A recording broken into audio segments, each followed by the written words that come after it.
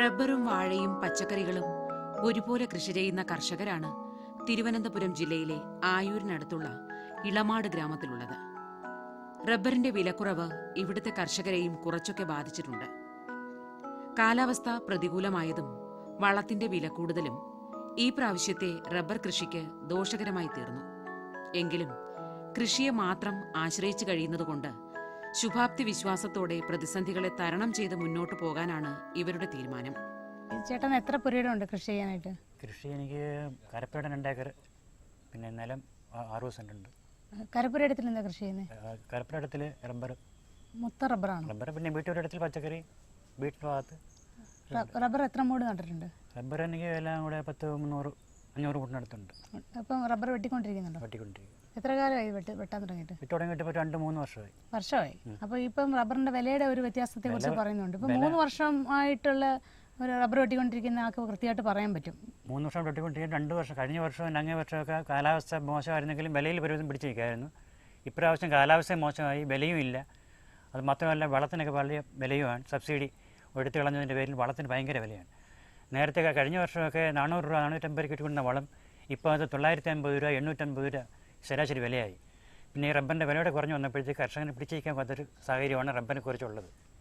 അല്ല, ഇപ്പം നമുക്കൊന്നും ചെയ്യാൻ പറ്റില്ലല്ലോ. നമ്മളിപ്പോൾ എന്താ ചെയ്യുന്നത് വെച്ചാൽ സർക്കാർ ഈ പിന്നെ കർഷകർക്ക് വേണ്ടി സഹായിക്കുന്നെന്ന് പറയുന്നെങ്കിൽ പോലും ഈ റബ്ബറിൻ്റെ വിലയിൽ ഒരു മാറ്റവും സർക്കാർ കാണുന്നില്ല. ഇത് ജോലിക്ക് ആളിനെ നിർത്തിയല്ലേ ചെയ്യുന്നത്? ജോലിക്ക് ആളിനെ സ്വന്തമായിട്ടും ചെയ്യുന്നുണ്ട്. അപ്പോൾ കുറച്ചൊക്കെ അഡ്ജസ്റ്റ് ചെയ്ത് പോകാം. പക്ഷേ ഈ വില ഇങ്ങനെ കിടക്കുന്നതുകൊണ്ടാണ് നമുക്ക് 2 പ്രാവശ്യം രാസവളം ചെയ്യണം. 2 പ്രാവശ്യം രാസവളം ചെയ്യുമ്പോൾ ഇതിൻ്റെ വിലയ്ക്ക് ഇങ്ങനെ കൂടിപ്പോയാൽ നമ്മൾ എന്ത് ചെയ്യാൻ പറ്റും? അപ്പോൾ ഒന്നാമത് ചെയ്തെന്ന് പറയുമ്പോൾ സർക്കാർ ഈ സബ്സിഡി എടുത്ത് കളഞ്ഞാണ് ഏറ്റവും വലിയ വിഷയമായത്. അത് തന്നെ, സബ്സിഡി ഉണ്ടായിരുന്നെങ്കിൽ കുറച്ചുകൂടെ പിടിച്ചിരിക്കായിരുന്നു. ഏതാണ്ട് 60 സെന്റിലാണ് ജെയിംസിന്റെ വാഴകൃഷി. ഇടവിളയായി ചേമ്പും ചേനയും നട്ടിട്ടുണ്ട്. വാഴക്കുലകൾ അടുത്തുള്ള കടകളിൽ തന്നെയാണ് വിൽക്കുന്നത്. ഞാറ് നടാനും കൊയ്യാനും തൊഴിലാളികളെ കിട്ടാനില്ലാത്തതിനാലാണ് നെൽകൃഷി ഉപേക്ഷിക്കേണ്ടി വന്നത്. വീട്ടുപുരയിടത്തിൽ വേറെ പച്ചക്കറി കൃഷി ചെയ്യുന്നുണ്ട്? നമ്മുടെ ആവശ്യത്തിനുള്ളത്. വീട്ടാവശ്യത്തിന് എന്തൊക്കെ ചെയ്യുന്നുണ്ട്? പയറുണ്ട്, പാവലുണ്ട്, പിന്നെ വെണ്ടയും തക്കാളിയല്ല, പിന്നെ ഈ വഴുതനയൊക്കെ ഉണ്ട്. ഈ പുറത്ത് മാർക്കറ്റിൽ നിന്ന് പച്ചക്കറി വാങ്ങാറുണ്ടോ? മാർക്കറ്റിൽ നിന്ന് വാങ്ങിക്കാറുണ്ട്. നമുക്ക് എല്ലാം കൊണ്ട് തികയത്തില്ല, മാർക്കറ്റിൽ നിന്ന് വാങ്ങിക്കാറുണ്ട്. പിന്നെ നിലത്തിൽ എന്തൊക്കെ കൃഷി ചെയ്യുന്നത്? 60 സെന്റോ? എത്ര? 80 സെന്റ്? 60 സെന്റ് നിലമുണ്ട്. അവിടെ എന്താ ചെയ്യുന്നത്? നേരത്തെ എനിക്ക് നെൽകൃഷി ആയിരുന്നു. നെൽകൃഷി നഷ്ടമായതിനു ശേഷം പിന്നെ ഞാൻ രണ്ടാമത് പിന്നെ അടുത്ത കൃഷിയായിട്ട് മാറി വാഴ കൃഷിയായി.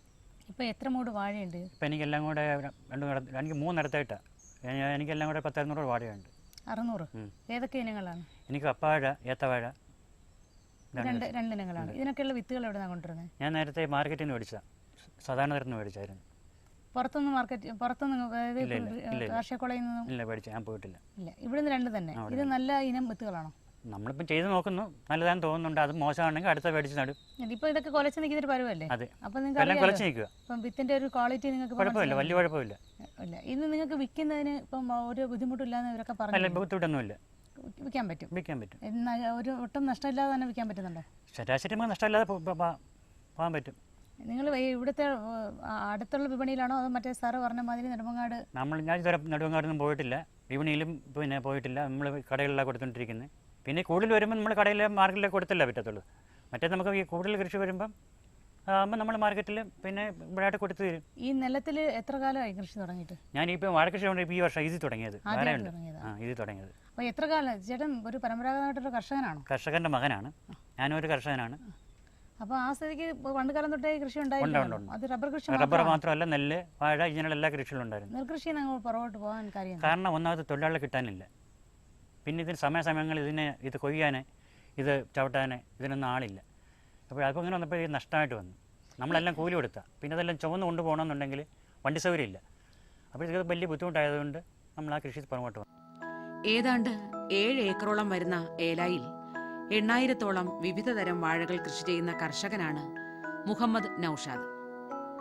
VFP-CKയുടെ ഇളമാട് യൂണിറ്റിന്റെ പ്രസിഡന്റായിരുന്ന ഇദ്ദേഹം വലിയ തോതിൽ തന്നെ വാഴ കൃഷിയും പച്ചക്കറി കൃഷിയും റബ്ബർ കൃഷിയുമൊക്കെ ചെയ്തു പോരുന്നു.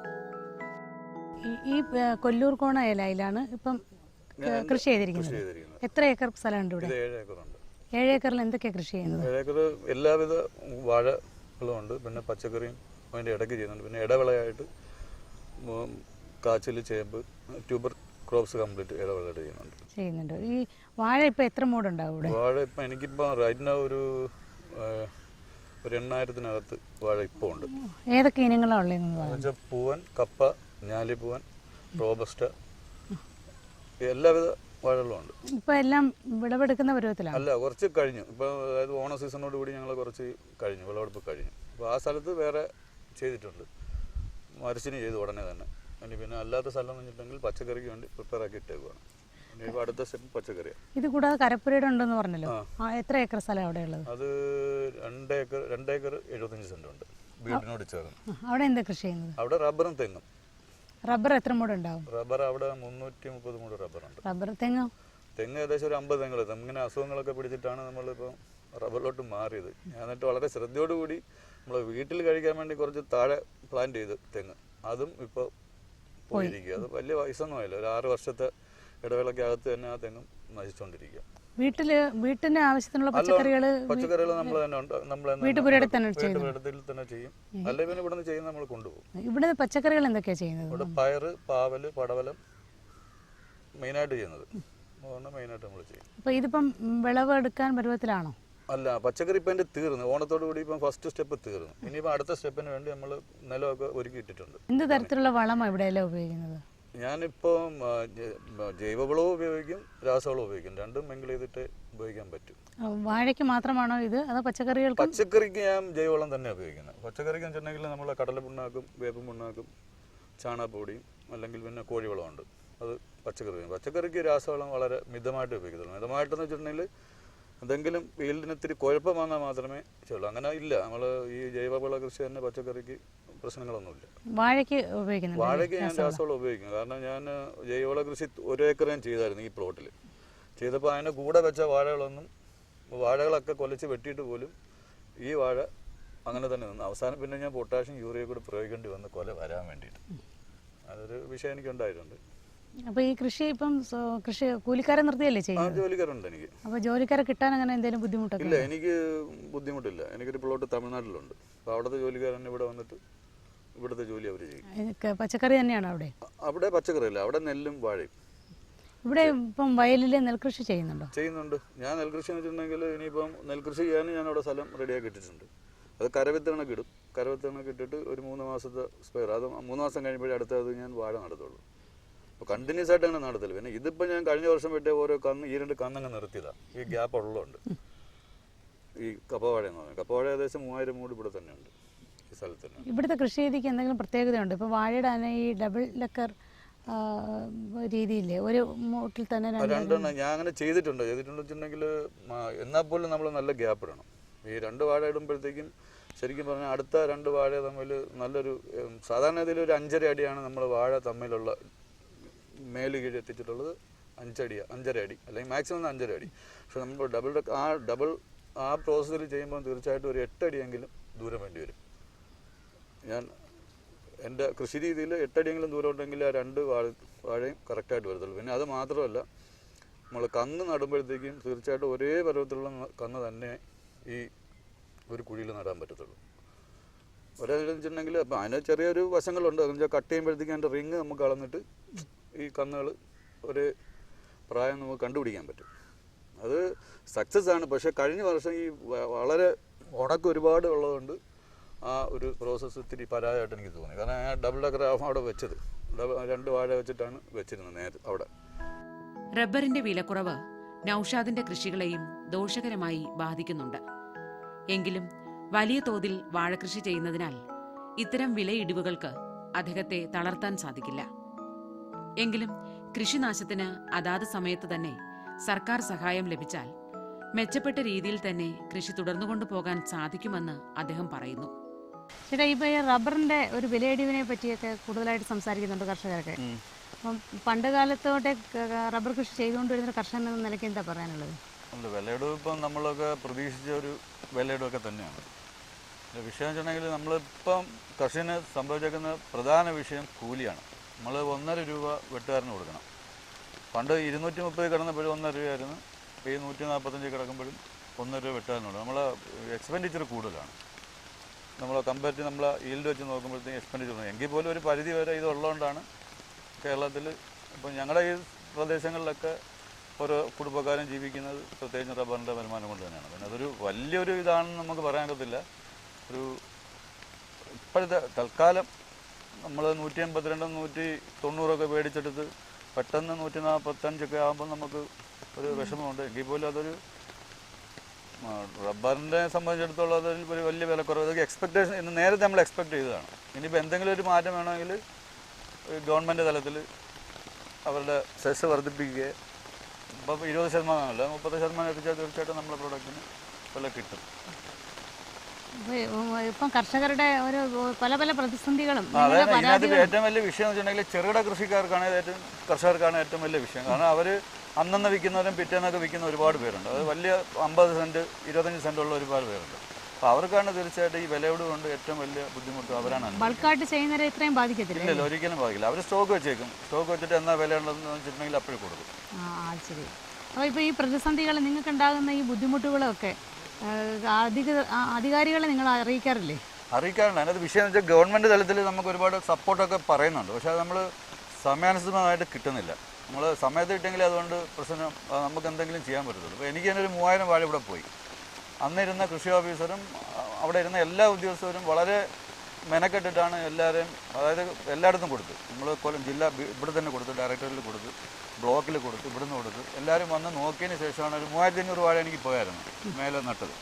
അപ്പോഴത്തേക്ക് എൻ്റെ നഷ്ടം എന്ന് വെച്ചിട്ടുണ്ടെങ്കിൽ തീർച്ചയായിട്ടും ഒരു 2 ലക്ഷം രൂപയോളം എൻ്റെ നഷ്ടം. കാരണം കൊലക്കാരായ സമയത്താണ് ഇത് ഉണങ്ങി പോകുന്നത്. അപ്പോൾ അതിനെനിക്ക് നഷ്ടപരിഹാരത്തിന് ഞാൻ കൊടുത്തു. പക്ഷേ അത് കിട്ടുന്നതിൻ്റെ കാലതാമസം നമ്മളെ പോലുള്ള കൃഷിക്കാർക്ക് വളരെ ബുദ്ധിമുട്ടാണ്. VFPCKയുടെ വിപണിയിലെ ഇടപെടൽ കർഷകന് വലിയൊരാശ്വാസമാണെന്നാണ് നൌഷാദിന്റെ അഭിപ്രായം. ഏത്തവാഴയേക്കാൾ കപ്പവാഴയാണ് തനിക്ക് ലാഭം നേടിത്തരുന്നതെന്നും അദ്ദേഹം പറയുന്നു.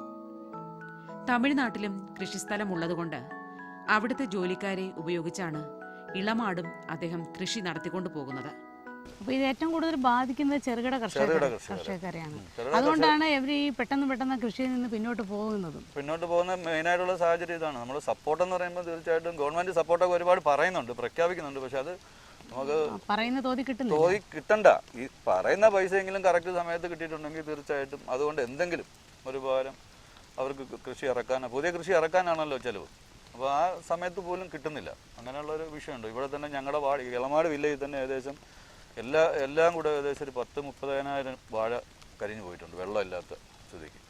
അപ്പോൾ അത് മാറ്റണമെങ്കിൽ തീർച്ചയായിട്ടും പെട്ടെന്നുള്ള നടപടികൾ, ഗവൺമെൻറ് തന്നുള്ള സഹായം പെട്ടെന്ന് നമുക്ക് സ്പീഡപ്പ് ചെയ്യുക. കാരണം ഇതിപ്പോൾ നമ്മൾ 1 വർഷം കാത്തിരുന്നു. ഇപ്പം എൻ്റെ ഇപ്പോൾ കൊടുത്തിട്ട് ഏകദേശം ഒരു 6 മാസം കഴിഞ്ഞു. 6 മാസം കഴിഞ്ഞിട്ട് എന്ത് ചെയ്തു, ഞാൻ രണ്ടാമത് എന്ത് ചെയ്തു, ചേമ്പ് വെച്ചു. മൊത്തം ചേമ്പങ്ങ് വെച്ചു. ചേമ്പ് വെച്ചതിന് ശേഷം പിന്നെ ത്രൂ ഔട്ട് മഴയായിരുന്നു, ചേമ്പ് കിളിച്ചില്ല. വാഴ പോയി, ചേമ്പെല്ലാം വെച്ചിട്ട് തന്നെ ആയിരുന്നു. പിന്നെ തേർഡായിട്ടാണ് ഞാനിപ്പം കംപ്ലീറ്റ് മരച്ചീനി നട്ടത്. എനിക്ക് ഒരു ഏകദേശം നല്ലൊരു എമൗണ്ട് എനിക്ക് നഷ്ടപരിഹാരമായിട്ട് അവർ എഴുതി കൊടുത്തിട്ടുണ്ട്. പക്ഷേ ആ നഷ്ടപരിഹാരം കിട്ടുന്നത് എനിക്കിനി മാർച്ച് എൻഡിലേക്ക് കിട്ടത്തുള്ളൂ. അതായത് മാർച്ച് ബേസ് ചെയ്തിട്ട് ആ നഷ്ടപരിഹാരം നമുക്ക് വരുള്ളൂ. അപ്പോൾ അത്രയും ഡിലേ വരുന്നുണ്ട്. അപ്പോൾ ആ ഡിലേക്ക് നമുക്ക് തീർച്ചയായിട്ടും വളരെ ചെറുകിട കൃഷിക്കാർക്ക് നമ്മളെപ്പോലുള്ളവർക്ക് വളരെ ബുദ്ധിമുട്ടാണ്. ആ പൈസ പെട്ടെന്ന് കിട്ടുമെങ്കിൽ നമുക്ക് അടുത്ത കൃഷി ഇറക്കാനും വളം ചെയ്യാനും ഒക്കെ ഉള്ളൊരു സാഹചര്യം ഉണ്ടാവും. നിങ്ങളുടെ ഈ വിപണി ഇവിടുത്തെ ഇപ്പം ഇത്രയും ഏക്കറിൽ കൃഷി ചെയ്യുന്ന വാഴ, അതിന്റെ കൊല എല്ലാം നിങ്ങൾ ഇവിടെ വിപണി കണ്ടെത്തുന്നത്? ഞങ്ങൾ ഇളമാട് വിപണിയുണ്ട്. ഇളമാട് ഞങ്ങൾ VFPCKയുടെ ഒരു സെന്റർ ഉണ്ട്, വിപണന കേന്ദ്രമുണ്ട്. പ്രസിഡന്റായിരുന്നു ഞാൻ. പ്രസിഡന്റായിരുന്നു ആദ്യത്തെ ടൈമിൽ, ട്രഷറായിരുന്നു. 2ാം ടൈമിൽ ഞാൻ പ്രസിഡന്റായി.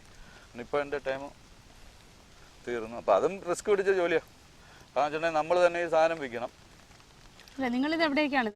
കച്ചവടക്കാർ വരും. നമ്മളെ സ്ഥലത്ത് തന്നെ കച്ചവടക്കാർ വരും. ഒരു 10-25 കച്ചവടക്കാർ സ്ഥിരമായിട്ട് അവിടെ വരുന്നുണ്ട്. ഇത് കണക്ക് 16-18 വിപണിയുണ്ട് കൊല്ലം ജില്ലയിൽ. അപ്പോൾ അവർ വന്നിട്ട് ലേലം ബേസിൽ അവരെടുക്കും. അതുകൊണ്ട് നമുക്ക് വിലയ്ക്കൊരു കുറവ് വരുന്നില്ല. കാരണം മാർക്കറ്റ് വില തീർച്ചയായിട്ടും നമുക്ക് കിട്ടുന്നുണ്ട്. അപ്പോൾ ചെറുകിട കൃഷിക്കാർക്കും അതൊരു നല്ലൊരു കാര്യമായി. കാരണം അവരുടെ ഒരു സാധനം അടുത്ത കടക്കാരെ എടുക്കണമെങ്കിൽ വിപണിയുടെ വില പറയും അവർ. വിപണിയിൽ ഇത്ര വില നടന്നു, അതുകൊണ്ട് ഇത്ര രൂപ തരണമെന്ന് പറയും. ആ ഒരു ബേസിൽ VFPCKയുടെ ഇടപെടിയിൽ ഒരു നല്ല കൃഷിക്കാരനൊരു ആശ്വാസം നൽകുന്നൊരു പ്രക്രിയ. VFPCKയുടെ പ്രസിഡന്റായിരുന്നത് കൊണ്ട് അവിടെ കൊണ്ടുവരുന്ന ഈ വിളവുകൾ ഏത് ഏരിയയിൽ കുറയുന്നു കൂടുന്നു എന്നുള്ളതൊക്കെ പെട്ടെന്ന് അറിയാൻ പറ്റും. കാരണം ഈ വേങ്ങൂർ, ഇവിടെ അടുത്തൊരു വേങ്ങൂർ എന്ന് പറഞ്ഞൊരു സ്ഥലമുണ്ട്. വേറെ നമ്മളെ പാറങ്കോട്, നമ്മളെ ഇളമാട് ഇല്ലേ, നമ്മളെ പുലിക്കുഴി ആ സൈഡിൽ വെച്ചാൽ കഴിഞ്ഞ വർഷം പൂര അവർക്ക് എല്ലാം നഷ്ടമായിരുന്നു. കാരണം അവർ ഈ വാഴ വെച്ചിരുന്നിപ്പം നമ്മളെ ഏത്തവാഴയ്ക്ക് നമുക്കിപ്പോൾ ഒരു അസുഖം വന്നിട്ടുണ്ട്, ഇലക്കരിച്ചിൽ. ഈ ഇലക്കരിച്ചിൽ ഇനി നമ്മൾ എന്ത് ചെയ്താലും അത് നമ്മൾ ഒരുപാട് സിസ്റ്റമാറ്റിക്കായിട്ട് മരുന്നടിച്ചാൽ പോലും അത് നിൽക്കുന്നില്ല, നമുക്ക് ഇങ്ങനെ കണ്ടിന്യൂ ആയിട്ട് വന്നുകൊണ്ടിരിക്കുക. ആ ഒരു കാരണം കൊണ്ട് എല്ലാവരും അങ്ങ് മടുത്തു ഏത്തവാഴ. അപ്പം ഇല ഉണ്ടെങ്കിൽ നമ്മളെ കൊലയ്ക്കൊരു ഇതൊക്കെ വരുത്തുള്ളൂ, തൂക്കവും ഒക്കെ കിട്ടത്തുള്ളൂ. അപ്പോൾ ഈ ഇല ഇങ്ങനെ കരിഞ്ഞു പോകുന്നതുകൊണ്ട് നമുക്കതൊരു കൃഷിക്കാർക്ക് ഭയങ്കരമായിട്ടുള്ള ഒരു പ്രശ്നം. അപ്പോൾ അതിന് ഒരുപാട് ഉപാധികൾ പറയുന്നുണ്ട്. ആ മരുന്ന് അടിച്ചാൽ പോലും നമുക്ക് ഇതിനെ ഒന്ന് സംരക്ഷിച്ചെടുക്കാൻ പറ്റാത്തൊരവസ്ഥയാണ് ഈ ഏത്തവാഴ. അപ്പോഴത്തേക്കും എല്ലാവരും, ഞാൻ തന്നെ ഒന്ന് കപ്പാഴ പോകും. കപ്പാഴ എന്ന് വെച്ചിട്ടുണ്ടെങ്കിൽ ഏകദേശം ഒരു 95% നമുക്ക് കിട്ടുമെന്ന് ഉറപ്പാണ്. ഒരു 5% മണ്ട അടച്ച് വരുന്നാലും ഒരു 95% കപ്പാഴ ഇപ്പം കിട്ടും. പണ്ട് അങ്ങനെയല്ല, നഷ്ടം വരില്ല. അപ്പോൾ എങ്ങനെ പോയിരുന്നാലും കൊടുത്ത ഒരു 500 രൂപ ഒരു കൊലയ്ക്ക് കിട്ടും. കർഷകർ ഓരോ സീസണിലും ഏതൊക്കെ വിളകൾ കൃഷി ചെയ്യണമെന്ന് കൂട്ടായ ചർച്ചയിലൂടെ തീരുമാനിക്കാറുണ്ടെന്ന് കൃഷി ഓഫീസർ പറയുന്നു. അതുപോലെ തന്നെ ലീഡ്സിന്റെയും ആത്മയുടെയും പ്രവർത്തനങ്ങൾ ഇവിടുത്തെ കൃഷിക്കാർക്ക് ലഭ്യമാക്കുന്നുമുണ്ട്. ഇപ്പം പഞ്ചായത്ത് തലത്തിലും പഞ്ചായത്തും കൃഷിഭവനും തമ്മിലൊരു വലിയ നല്ല കോർഡിനേഷൻ ഉണ്ടെന്നാണ് പഞ്ചായത്ത് പ്രതിനിധികളിൽ നിന്ന് അറിയാൻ കഴിഞ്ഞത്. അപ്പോൾ അത് എത്രത്തോളം അത് ശരിയാണ്? തീർച്ചയായിട്ടും വളരെ വലിയ കോർഡിനേഷനുണ്ട്. കാരണം ഗ്രാമപഞ്ചായത്ത് പ്രസിഡന്റ് ശ്രീ വാളിയോട് ജേക്കബ് ആയാലും അതുപോലെ തന്നെ ഈ വാർഡിലെ മെമ്പറായ ശ്രീ സാം ഡാനിയൽ അഡ്വക്കേറ്റ് ആയാലും അവരൊക്കെ തന്നെ കൃഷിയിൽ വളരെയധികം താല്പര്യമുള്ളവരും കൃഷി മേഖലയ്ക്കുള്ള വിഹിതം തീരുമാനിച്ച ശേഷമേ ഗ്രാമപഞ്ചായത്തിൽ മറ്റ് മേഖലകൾക്കുള്ള വിഹിതം ഇടപാടിനെ സംബന്ധിച്ച് തീരുമാനിക്കാറുള്ളൂ. ഈ ചടയമംഗലം ബ്ലോക്കിൽ ഏറ്റവും അധികം കൃഷിക്കാരും ഏറ്റവും ഭംഗിയായി ഫാം പ്ലാൻ അനുസരിച്ച് കൃത്യതയോടെ കൃഷി നടപ്പാക്കുകയും ചെയ്യുന്ന പഞ്ചായത്ത് ഇളമാടാണെന്ന് എനിക്ക് ആത്മാഭിമാനത്തോടെ പറയാൻ കഴിയും. അത് പഞ്ചായത്തിൻ്റെ ഒരു ക്രിയാത്മകമായ ഇടപെടലും സപ്പോർട്ടും തീർച്ചയായിട്ടും ഉള്ളതുകൊണ്ട് മാത്രമാണ്. അപ്പോൾ കൃഷിക്കാർക്ക് വേണ്ടുന്ന സബ്സിഡികളും കാര്യങ്ങളും ഒക്കെ അവരെ യഥാസമയം നിങ്ങൾ അറിയിക്കാറുണ്ട്? തീർച്ചയായിട്ടും. യഥാർത്ഥ ഈ കൃഷിക്കാരൊക്കെ തന്നെ ആഴ്ചയിൽ ഒരിക്കലെങ്കിലും നമ്മുടെ കൃഷിഭവനിൽ വന്ന് നമ്മളോട് അവരുടെ പ്രശ്നങ്ങളും അവരുടെ സന്തോഷങ്ങളും ഒക്കെ പങ്കുവയ്ക്കുന്നവരാണ്. ആശയവിനിമയത്തിൻ്റെ അടിസ്ഥാനത്തിൽ ഒരാൾ ഒരു സീസണിലേക്ക് എന്താണ് ചെയ്യുന്നതെന്ന് മനസ്സിലാക്കി അടുത്ത ആൾ ആ വിള ഒഴിവാക്കാനും ആ ഒരു പ്ലാൻ, അതായത് ഒരു കൃഷിയിടത്തിലുള്ള പ്ലാൻ മാത്രമല്ല, ഈ കൂട്ടായ്മയിലുള്ള കൃഷിക്കാരുടെ കൃഷിയിടങ്ങളിൽ ഈ പ്ലാനിൻ്റെ ഒരു പ്രതിഫലനം കൊണ്ടുവരാനും വർഷം മുഴുക്ക വിപണിയിലേക്ക് സാധനം കൊടുക്കാനും ഒരു പ്രൈസ് ക്രാഷ് വരാതെ നോക്കാനും ലോക്കലായിട്ട് വിലയെ പിടിച്ചു നിർത്താനും ഒക്കെ ഉള്ള ഒരു ശ്രമം ഈ ആശയവിനിമയത്തിലൂടെ നടക്കുന്നുണ്ട്. കർഷകരുടെ ഇടയിലും ആശയവിനിമയമുണ്ട്, അതുപോലെ കൃഷിഭവനുമായിട്ട് ആശയവിനിമയമുണ്ട്. കൃഷിഭവൻ അവരുടെ ഇടയിൽ ഒരു നല്ല ഫെസിലിറ്റേറ്ററായി പ്രവർത്തിക്കുന്നതാണ് എൻ്റെ വിശ്വാസം. ഈ കർഷകരെ പ്രോത്സാഹിപ്പിക്കുന്നതിനായിട്ട് നമ്മളിപ്പോൾ ചിങ്ങം 1 കർഷകരെ ആദരിക്കുക അങ്ങനത്തെ ചടങ്ങുകളൊക്കെ നമ്മളിവിടെ കൃഷിഭവൻ ചെയ്യാറുണ്ടോ? തീർച്ചയായിട്ടും കൃഷിക്കാരെ ആദരിച്ചിട്ടുണ്ട്. ഇപ്പോൾ നമ്മൾ സംസാരിച്ചതിൽ പിന്നെ സഹദേവൻ ചേട്ടനെയും അതുപോലെ തന്നെ നമ്മുടെ ഹരിദാസൻ ചേട്ടനെയൊക്കെ നമ്മൾ ആദരിച്ചിട്ടുള്ളവരാണ്. അവരൊക്കെ ബാല്യം മുതലേ കൃഷിയിൽ നിൽക്കുന്നവരാണ്, വലിയ സമ്പന്നരാണ്. അവർ യഥാർത്ഥത്തിൽ ഈ മേഖലയിലെ മുതൽക്കൂട്ടാണ്. അവർ നടീൽ വസ്തുക്കൾ ഉൽപ്പാദിപ്പിക്കുന്നുണ്ട്, അതും മറ്റ് കൃഷിക്കാർക്ക് കൊടുക്കുന്നുണ്ട്. അതുപോലെ തന്നെ അവർ വേണ്ട ഉപദേശങ്ങളും മറ്റ് പുതുതായി ഈ മേഖലയിലേക്ക് വരുന്ന ആളുകൾക്ക് പറഞ്ഞു കൊടുക്കുന്നുണ്ട്. പിന്നെ ഞങ്ങളുടെ സ്റ്റാഫും ഒക്കെ ഇക്കാര്യത്തിൽ വളരെ തൽപരരാണ്. നമ്മുടെ പരമ്പരാഗത കർഷകർ പ്രതിസന്ധികളിൽ തളരാതെ ഇപ്പോഴും കൃഷി ചെയ്തുകൊണ്ടിരിക്കുന്ന കാഴ്ച ഏറെ ആഹ്ലാദത്തോടെ നമുക്ക് നോക്കിക്കാണാം. കൃഷിഭവനുകളും ത്രിതല പഞ്ചായത്തുകളും കർഷകർക്ക് കൂട്ടായി നിന്നാൽ ഇനിയും കൂടുതൽ ആളുകൾ കൃഷിയിലേക്ക് കടന്നു വരുമെന്ന് നമുക്ക് പ്രതീക്ഷിക്കാം.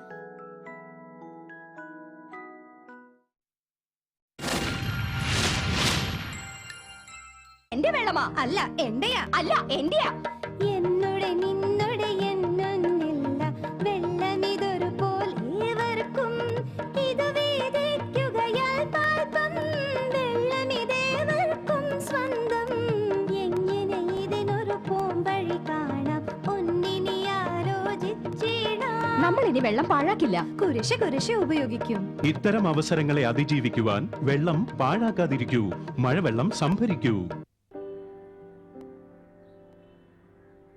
ഇവിടത്തെ തച്ചനും തോണിയും വാതിൽക്കൽ പുഞ്ചിരിക്കും ഭാര്യ, സന്തോഷത്തോടെ ഓടിവരും കുഞ്ഞുമോൾ.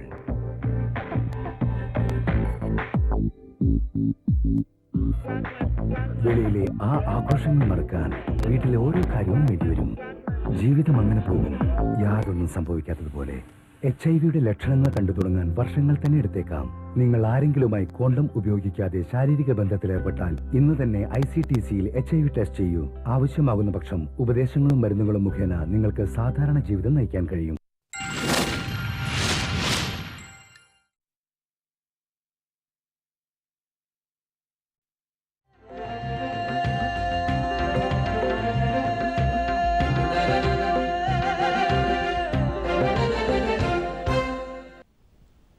നമസ്കാരം. ദൂരദർശൻ കാർഷിക വാർത്തകളിലേക്ക് സ്വാഗതം. പ്രധാന വാർത്തകൾ. മൃഗസംരക്ഷണ മേഖലയിൽ സ്വയം തൊഴിൽ കണ്ടെത്താൻ പരിശീലനം. റബ്ബർ നടീൽ ഇനങ്ങളിൽ റബ്ബർ ബോർഡ് പരിശീലനം. പള്ളിപ്പുറത്ത് ഇടവിള കൃഷിക്ക് ധനസഹായം. വിശദമായ വാർത്തകളിലേക്ക്. മൃഗസംരക്ഷണ മേഖലയിൽ സ്വയം തൊഴിൽ കണ്ടെത്തുവാൻ മൃഗസംരക്ഷണ വകുപ്പ് വിവിധ വിഷയങ്ങളിൽ സൗജന്യ പരിശീലനം നൽകുന്നു. തിരുവനന്തപുരം കെപ്കോയിൽ ഇറച്ചിക്കോഴി ഡ്രസ്സിങ്ങിലും കോഴിയിറച്ചിയിൽ നിന്നുള്ള മൂല്യവർദ്ധിത ഉൽപ്പന്നങ്ങളുടെ നിർമ്മാണത്തിലും 5 ദിവസത്തെ പരിശീലനവും വെറ്റിനറി കോളേജിൽ ഹാച്ചറി മാനേജ്മെന്റിൽ 25 ദിവസത്തെ പരിശീലനവും നൽകും. കൂടുതൽ വിവരങ്ങൾക്ക് കുടപ്പനക്കുന്ന് മൃഗസംരക്ഷണ പരിശീലന കേന്ദ്രവുമായി ബന്ധപ്പെടണം. Phone number 0471 273 2918. കോട്ടയം ജില്ലയിൽ പാലാ ബ്ലോക്കിലെ കൊഴുവനാൽ പഞ്ചായത്ത് ജനകീയാസൂത്രണ പദ്ധതി പ്രകാരം കർഷകർക്ക് ജലസേചന പമ്പ് സെറ്റുകൾ സജ്ജീകരിക്കുന്നതിന് ധനസഹായം നൽകുന്നു. 10,000 രൂപ വിലയുള്ള പമ്പ് സെറ്റുകൾക്ക് 5,000 രൂപയാണ് സഹായം. ഗുണഭോക്താക്കളായവർ ബന്ധപ്പെട്ട രേഖകളുമായി കൃഷിഭവനിൽ എത്തണമെന്ന് കൃഷി ഓഫീസർ അറിയിച്ചു. മൃഗസംരക്ഷണ വകുപ്പിന്റെ കീഴിൽ കൊല്ലം കുരീപ്പുഴ ടർക്കി ഫാമിൽ വിവിധ പ്രായത്തിലുള്ള ടർക്കി കോഴികൾ ലഭ്യമാണ്. ഒരു ദിവസം പ്രായമായ കോഴിക്കുഞ്ഞുങ്ങളെ 60 രൂപ നിരക്കിൽ വ്യാഴം വെള്ളി ദിവസങ്ങളിലും മറ്റുള്ളവയെ എല്ലാ പ്രവൃത്തി ദിവസങ്ങളിലും ഫാമിൽ നിന്ന് നേരിട്ട് വാങ്ങാവുന്നതാണ്. കൂടുതൽ വിവരങ്ങൾക്ക് വിളിക്കേണ്ട ഫോൺ നമ്പർ 0474 279 9222. റബ്ബർ ബോർഡ് പുതിയ റബ്ബർ ഇനങ്ങളെക്കുറിച്ച് ഡിസംബർ 13 കോട്ടയത്തെ റബ്ബർ ട്രെയിനിംഗ് ഇൻസ്റ്റിറ്റ്യൂട്ടിൽ പരിശീലനം സംഘടിപ്പിക്കുന്നു. 400 രൂപയാണ് പരിശീലന ഫീസ്. പട്ടികജാതി പട്ടികവർഗത്തിൽപ്പെട്ടവർക്ക് 50%, റബ്ബർ ഉൽപാദക സംഘങ്ങളിൽ അംഗങ്ങളായിട്ടുള്ളവർക്ക് 25% ഫീസിനത്തിൽ ഇളവ് ലഭിക്കും. കൂടുതൽ വിവരങ്ങൾക്ക് ബന്ധപ്പെടേണ്ട ഫോൺ നമ്പറുകൾ ഇനി പറയുന്നു. 0481 235 1313. മറ്റൊരു നമ്പർ 0481 235 3127.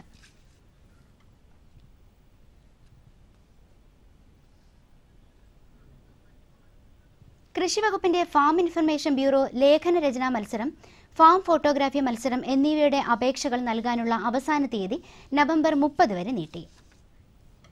ആലപ്പുഴ ചിങ്ങോലി പഞ്ചായത്ത് ചേന, വെട്ടുചേമ്പ്, ചെറുചേമ്പ്, ഇഞ്ചി, മഞ്ഞൾ എന്നിവയുടെ നടീൽ വസ്തുക്കൾ കൃഷിഭവൻ വഴി വിതരണം ചെയ്യുന്നു. ചേനയുടെയും വെട്ടുചേമ്പിന്റെയും ചെറുചേമ്പിന്റെയും വിത്തുകൾക്ക് പാക്കറ്റിന് 100 രൂപയാണ് വില. ഇഞ്ചി, മഞ്ഞൾ കിറ്റുകൾക്ക് 25 രൂപ വീതമാണ് അടയ്ക്കേണ്ടത്. താൽപ്പര്യമുള്ള കർഷകർ ചിങ്ങോലി പഞ്ചായത്ത് കൃഷിഭവനുമായി ബന്ധപ്പെടണം. സംസ്ഥാന പൗൾട്രി വികസന കോർപ്പറേഷനു വേണ്ടി 40 മുതൽ 45 ദിവസം വരെ പ്രായമായ 2 കിലോയ്ക്ക് മുകളിൽ തൂക്കമുള്ള ഇറച്ചിക്കോഴികളെ കോർപ്പറേഷന്റെ പേട്ടയിലുള്ള സംസ്കരണശാലയിൽ എത്തിക്കുവാൻ താൽപ്പര്യമുള്ള പൗൾട്രി കർഷകർ അവർക്ക് നൽകാൻ മത്സരാധിഷ്ഠിത വില നേരിട്ടോ ഇമെയിൽ വഴിയോ നൽകണമെന്ന് MD അറിയിക്കുന്നു. വിശദവിവരങ്ങൾക്ക് ഇനി പറയുന്ന ഫോൺ നമ്പറിൽ ബന്ധപ്പെടേണ്ടതാണ്. 9656 00 1712.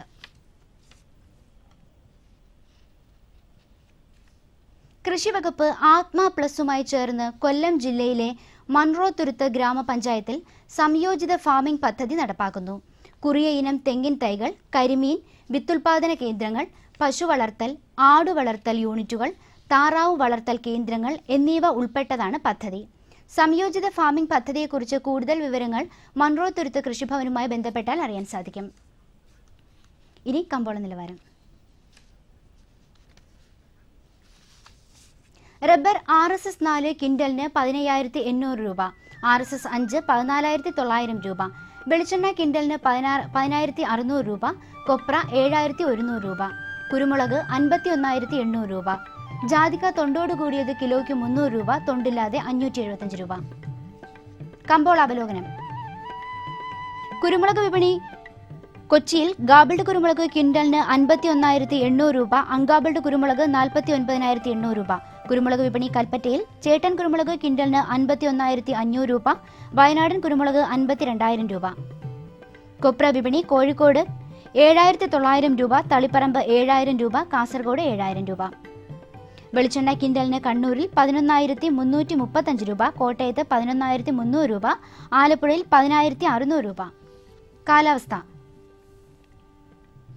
കണ്ണൂർ കൂടിയ താപനില 34.1 ഡിഗ്രി സെൽഷ്യസ്, കുറഞ്ഞ താപനില 25 degree Celsius. Kozhikode 33.2 25, Kochi 32 22, Alappuzha 31.4 23.4, Punalur 33 22.2, Thiruvananthapuram 31.5 23.7 degree Celsius. ഇതോടെ ഇന്നത്തെ കാർഷിക വാർത്തകൾ സമാപിക്കുന്നു. നമസ്കാരം.